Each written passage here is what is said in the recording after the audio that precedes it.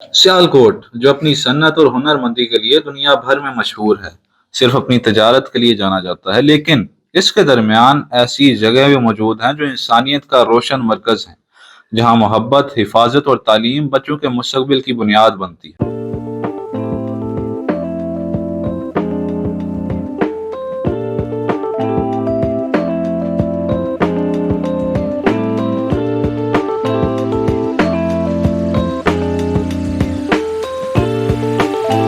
बिस्मिल्लाहिर्रहमानिर्रहीम, अस्सलाम वालेकुम। मैं हूं सैयद अली हैदर और मैं हूं अवैस अली शम्स। एक ऐसी जगह जहां सिर्फ बच्चों को रिहाइश ही नहीं दी जाती बल्कि मोहब्बत और अच्छा मुस्तकबिल भी दिया जाता तो चले चलते हैं SOS विलेज सियालकोट पाकिस्तान में। आए दोस्तों, SOS एक इंटरनेशनल ऑर्गेनाइजेशन है और ये सियालकोट में 2004 से काम कर रही है और ये यहाँ के छोटे छोटे मासूम बच्चे। है।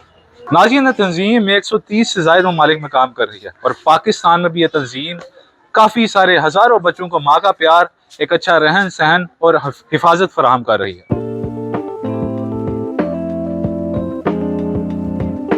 ये है SOS विलेज। यहाँ पे बच्चे सिर्फ किताबें नहीं बल्कि जिंदगी भी सीखते हैं। नाज़रीन, यहाँ ना सिर्फ लाइब्रेरी, कंप्यूटर लैब है बल्कि मस्जिद भी है। यहाँ हर दिल में यकीन है कि इल्म और इबादत एक बेहतरीन मुस्तकबिल बना सकते हैं। यहाँ पे सिर्फ तालीम नहीं, जिस्मानी नशोनुमा भी SOS का एक अहम जुज़ है। नाज़रीन, SOS विलेज सियालकोट में 32 कनाल पर फैला हुआ है, जहाँ हर घर एक अलग अलग दुनिया है। यहाँ हर बच्चे के लिए एक माँ है जो उन्हें मोहब्बत, हिफाजत और तरबियत फराहम करती है, क्योंकि बच्चे अपने वालिदैन के बगैर जिंदगी की राहों में कदम रखते हैं।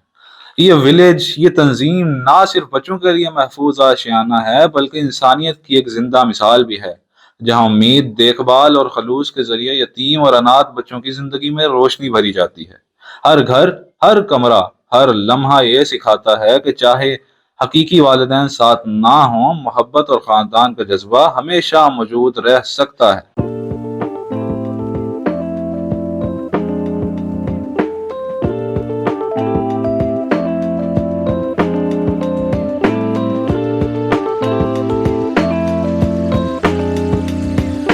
नाज़रीन, अब बातचीत तो काफी हो गई, आइए आपको यहाँ के डायरेक्टर से मिलवाते हैं।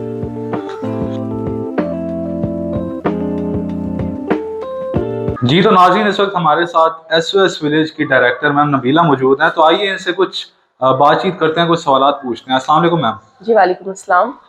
मैम, आपसे हमें थोड़ा सा वक्त चाहिए। अच्छा, सबसे पहले तो हमें बताइएगा कि इस SOS विलेज का विजन क्या है, किस चीज़ को आप ज़्यादा प्रायोरिटी देते हैं? ऑब्वियसली आप लोग इस वक्त SOS विलेज सियालकोट में बैठे हुए हैं। ये एक ऑर्फनेज है, यानी वो बच्चे जिनके माँ बाप इस दुनिया से चले जाते हैं, हम उनको सबसे पहली प्रायोरिटी वो होते हैं।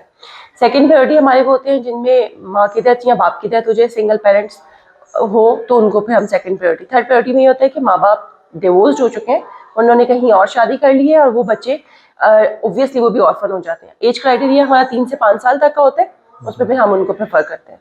अच्छा मैम, टोटली कितने बच्चे यहाँ जो है वो रिहाइश पजीर हैं? 110 बच्चा हमारे पास अभी इस वक्त है टोटली? हाँ, 110 यूथ वगैरह भी यूथ मिला के। SOS के 3-4 प्रोजेक्ट्स होते हैं, जिसमें SOS विलेज, जिसमें छोटे बच्चे होते हैं और 14 साल तक, 13 से 14 साल तक का बच्चा विलेज में होता है।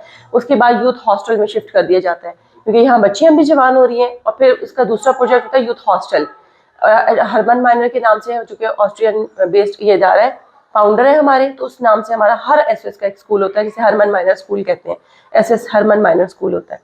और चौथा प्रोजेक्ट हमारा होम होता है, जिसमें मदर्स अपने बच्चों के साथ, वर्किंग वुमेन्स अपने बच्चों के साथ रहती हैं, जो कि सियालकोट में इस वक्त नहीं है। सियालकोट में भी अभी यूथ हॉस्टल बन रहा है, यूथ हॉस्टल भी नहीं है। हम लोगों ने स्कूल में बिल्डिंग बोरो की हुई है। अच्छा मैम, आपको इस SOS विलेज को रन करने के लिए किन मुश्किलात या किन आसानियों का या किन कामयाबियों का सामना करना पड़ा? अगर आसानियाँ कहूँ तो आसानियाँ यही है कि हम ज़ाहिर है हमारे पास बच्चे आते हैं, बच्चे हमारे पास तालीम हासिल करते हैं, ये एक आसानी बच्चों के लिए है।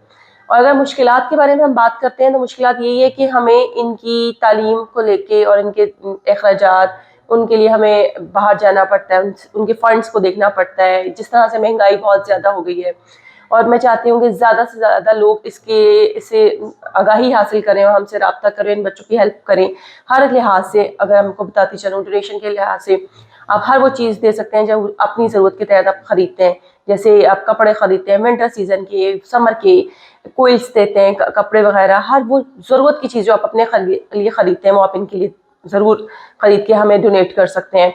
इवन के 20,000 रुपया पर मंथ पर बच्चे की एक स्पॉन्सरशिप है, वो भी आप कर सकते हैं। वो पर बच्चा आपके नाम के साथ स्पॉन्सर हो जाएगा।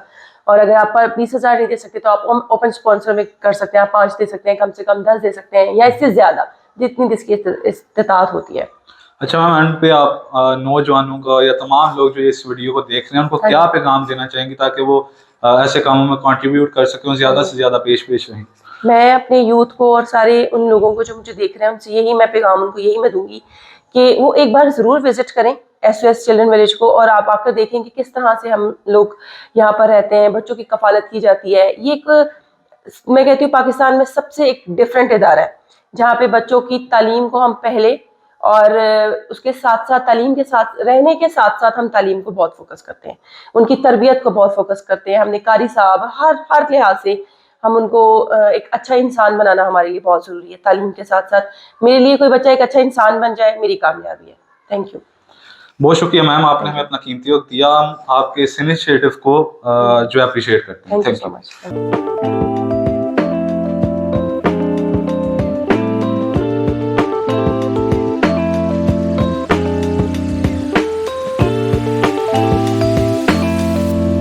इसके बाद हमने SOS विलेज सियालकोट में बच्चों के लिए खास सरगर्मी का एहतमाम किया, जहां मेरे साथ अवैस अली शमस ने बच्चों के साथ वक्त गुजारा और उन्हें तोहफे भी दिए। ये लम्हे सिर्फ खुशी का नहीं बल्कि इंसानियत का पैगाम भी हैं। ये याद दिलाते हैं कि मोहब्बत, तवज्जो और छोटी खुशियां भी बच्चों की जिंदगी में रोशनी और उम्मीद पैदा कर सकती हैं।